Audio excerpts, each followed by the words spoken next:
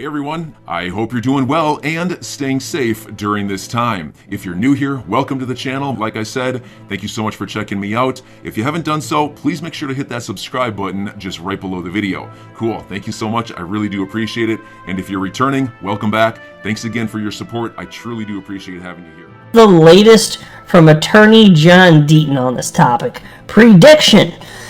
The case against Brad Garlinghouse and Chris Larson is over. It was over the day it was filed. There's no way the SEC can meet its burden. The SEC must prove the two executives had actual knowledge XRP was a security or was reckless in not knowing. In order to prove recklessness, the SEC must prove a reasonable person would have known XRP was a security because it was so clear and obvious to anyone at that time. So, let's review some of the evidence. Number 1, October 2012 Perkins Coie memo. It concluded XRP was not a security. And so a couple days or so ago, I put out a lengthy video going through the degree to which that is true. And so think right there. You go out of your way. There's no case law at this point in crypto that would cover this. And so you're a responsible citizen thinking about starting this company that would ultimately become Ripple. You hire a law firm, spend who knows how much money to have them draft up these massive reports on whether or not what you want to do is actually legal, because you want to be law-abiding. And then the conclusion is that the way that you're proposing to go to market is legal. Well, then how the hell could it be the case that you go later, if you're Chris Larson, how can you then later claim that this guy was reckless? Quite to the contrary, there's firm evidence to the contrary. And these asshats at the SEC are liars. They are liars. And they're claiming that that document argues and proves the opposite, which is just stunning. And I'm not going to go into further in this video because I've gone through it in great detail. Let's just say that, and covered it on this channel. But anyway, moving forward. Number 2, until April 2018. The SEC allowed staff, including enforcement lawyers, to trade and own crypto, including XRP, without any restrictions. 3. June 13th, 2018, SEC legal memo analyzing whether XRP is a security. SEC enforcement lawyers do not conclude XRP is a security because there's no enforcement recommendation made. Isn't that astonishing? You know, because they did a full analysis on whether or not XRP was a security and decided at that time not to bring action. How the hell can it be the case if the SEC didn't even know themselves or didn't believe themselves at the time that XRP was a security? How is Chris Larson or Brad Garlinghouse supposed to think that it was? How does that make rational sense? Number 4, June 14th, 2018 Hinman speech. Hinman said Ethereum is no longer a security because it's sufficiently decentralized. Since it can be argued that the XRP ledger is at least as decentralized, if not more, it's reasonable to believe ongoing sales of XRP from 2018 forward were lawful. Number 5, August 20th, 2018. A meeting between David Schwartz, who of course is Ripple CTO and co-creator of the XRP ledger, and Brad Garlinghouse, Ripple CEO, with Jay Clayton and Billy Boy Hinman. Brad yells out the following: "Ripple's in purgatory because of the lack of clarity over XRP." And that's a quote. Now, neither Clayton nor Hinman informed Garlinghouse or Ripple that they or the SEC believe XRP is a security. So think about this. He's literally speaking to the chair of the SEC, Chairman Clayton. He was the chair at the time. And he's literally saying, we're in purgatory here right now. We don't have any sort of clarity. And what does he get? I mean, if Brad Garlinghouse were truly reckless, shouldn't that have been pointed out to him by the SEC chair in that moment? Don't you think? Number 6. Coinbase goes to the SEC in January 2019 and informs the SEC it has concluded XRP is not a security and planned listing XRP the following month. The SEC said nothing to discourage Coinbase, and XRP was listed in February 2019. Folks, I remember when that news came out last year, my jaw dropped. I was like, oh my freaking God. That was just astonishing. Little did I know that there was way more intense and strong evidence on the side of Ripple than that. But even when that happened, how long has it been? When did we first find out about that? It was like a quarter or halfway through the year last year? I can't remember. But it was last year. And I remember discovering that, and my mind was just blown here. I'm sitting here thinking, XRP, this whole time has been a security, and Ripple was supposed to know it, and the executives were supposed to know it. Coinbase, though, went to the SEC and said, yeah, our legal team doesn't think XRP is a security, we're going to list it. And they had the SEC had no problem with it. No freaking problem whatsoever. In what world does that make logical sense? Well, it doesn't, obviously. John continues. January 1st, 2020. Ballard Inc., a financial investment firm, filed an ethics declaration with the SEC, assuring the SEC that Ballard would only trade digital assets generally accepted in the financial industry as non-securities: Bitcoin, Ethereum, and XRP. And I had forgotten about that one. I covered that on the channel when that news broke. When it started getting circulated heavily throughout the XRP community. But that's another example right there. On the SEC's website.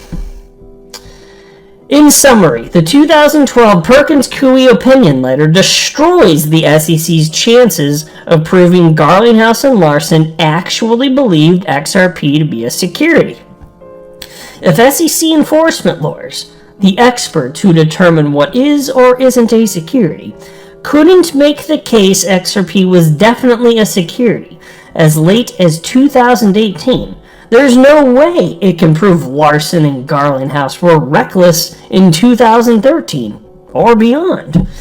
In fact, Ripple can prove the opposite by showing that it wasn't even obvious to the SEC that XRP was a security by offering this evidence. Number one, SEC's own enforcement lawyers couldn't make the case in 2018, and number two, the Hinman speech provided reason to believe XRP was in the clear.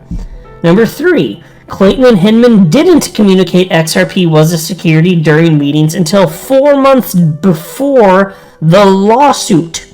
Number four, the SEC allowed its staff to own or trade XRP without restriction up until 2019. And number five, it allowed MoneyGram to sell XRP to retail holders through exchanges. And also add, and this is my favorite little fun fact, that the SEC hired a third party to run a node on the XRP ledger to conduct transactions. So the SEC used taxpayer money to pay for what they would then claim were illegal securities transactions. I can't make this stuff up, folks. It's absolutely absurd. John continues. Thus, Garlinghouse and Larson can prove they didn't believe XRP was a security.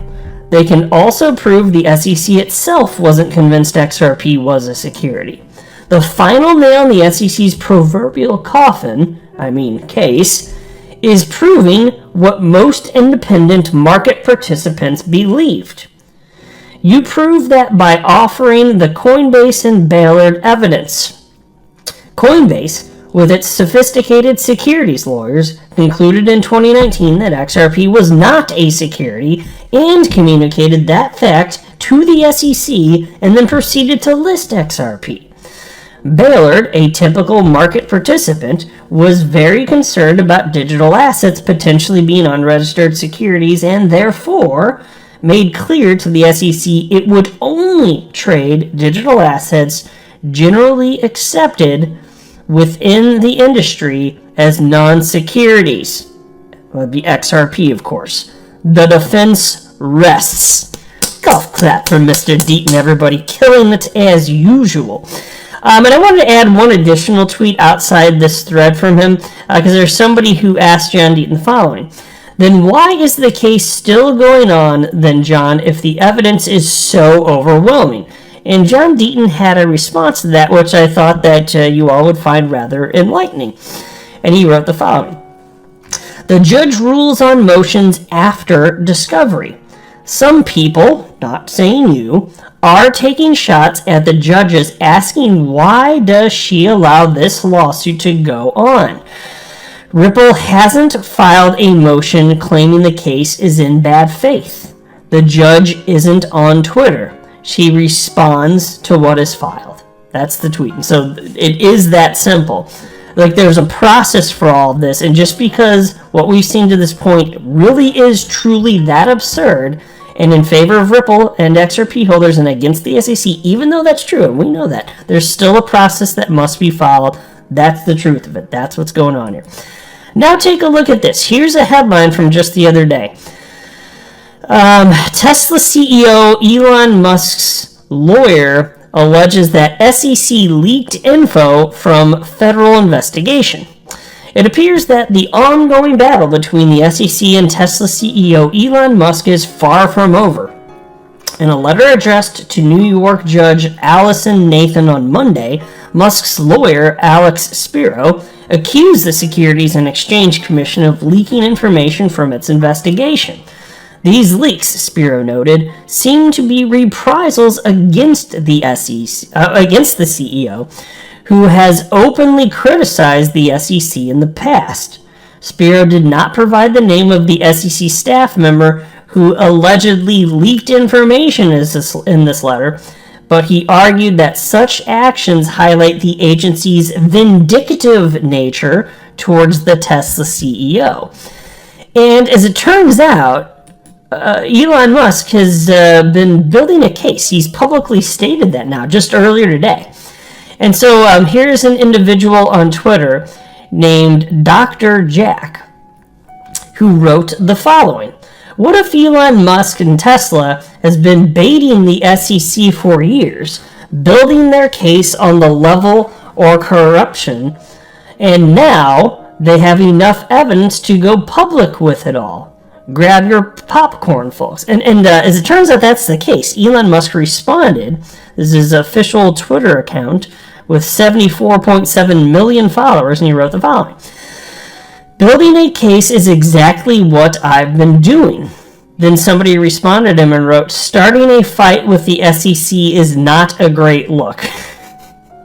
That's a bad take, but that's what this individual wrote.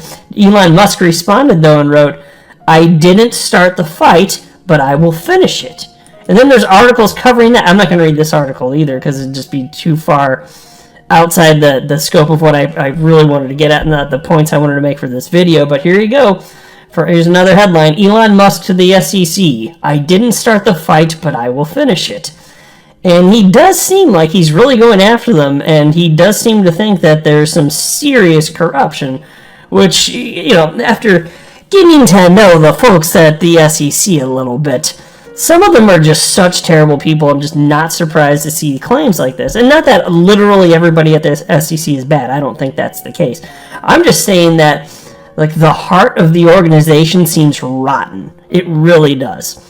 And so Attorney John Deaton responded to that last tweet from Elon Musk, and he wrote the following.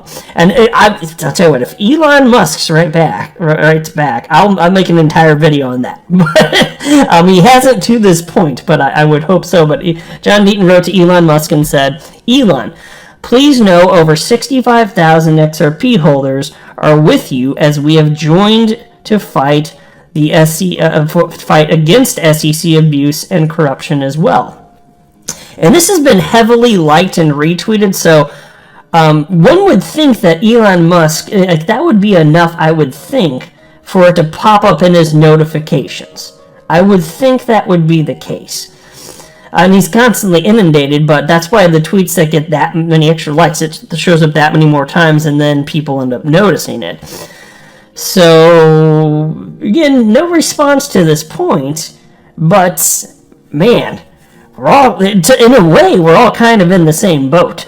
Just getting attacked by the SEC, and I don't know what to do. Like, I'm not saying the SEC should go away, but it needs to be like, I don't even know, maybe is gutted too much. Like, it needs to change. There's something about the culture at the SEC which I find rather repugnant. So I don't know what the solution is, and I don't have enough of the inside facts, but I'm telling you, it doesn't look good from the outside, and seeing the actions and arguments that they make. I'm your guy. I will keep you posted. I'm your advocate. I'll be back on a daily basis, usually multiple times per day, with these videos to keep you updated with everything going on. So, I hope you enjoyed the video. If you haven't done so, make sure to hit that subscribe button. Feel free to share any of my videos with your friends, family, social media, or anybody who may care to listen. Thanks so much for your continued support. I'm always here for you. I want to help you through this time. So thank you so much for continuing to choose me. Enjoy your day, stay safe, and I'll catch you again probably in a couple hours. Thanks, everybody. See you later.